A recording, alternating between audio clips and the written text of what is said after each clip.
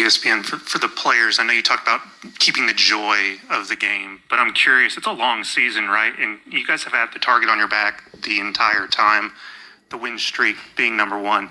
How do you handle the unique pressure that comes with that? How do you keep the joy for so long when anxiety seems like a thing that could very easily set in? Well, the only way that you can have a joy that doesn't fade away is from the Lord. And any other type of joy is actually happiness that comes from circumstances and outcomes. I think Coach has said this before, but joy from the Lord is really the only thing that can keep you motivated, just in a good mindset, no matter the outcomes. Thankfully, we've had a lot of success this year, but if it was the other way around, joy from the Lord is the only thing that can keep you embracing those memories, moments, friendships, and all of that. So that's really the only answer to that, because there's no other way that softball can bring you that, because of how much failure comes in it and just how much of a roller coaster the game can be. 1,000% agree with Grace Lyons. I went through that my freshman year. I was so happy to win the college. I've talked about this before, but I was just so happy that we won the College World Series, but I didn't feel joy. I didn't know what to do the next day. I didn't know what to do for that following week. I didn't feel filled, and I had to find Christ in that. And I think that is what makes our team so strong, is that we're not afraid to lose, because if it's not the end of the world if we do lose. Yes, obviously we've worked our butts off to be here and we want to win, but it's not the end of the world because our life is in Christ, and that's all that matters.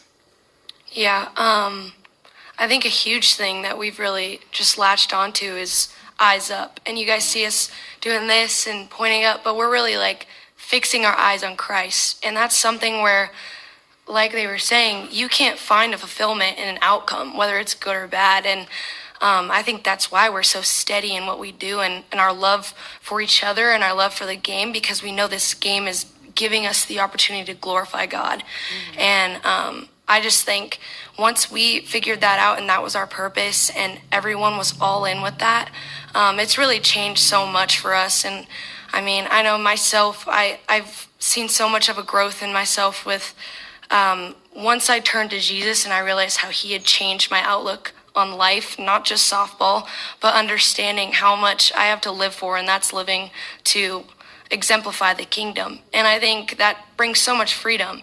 And I'm sure everyone's story is similar, but we all have those great testimonies that have really shown how awesome it is to play for something bigger. And I think that's just what brings me so much joy. And no matter the outcome, whether we get a trophy in the end or not, this isn't our home. And I think that's what's amazing about it, is we have so much more.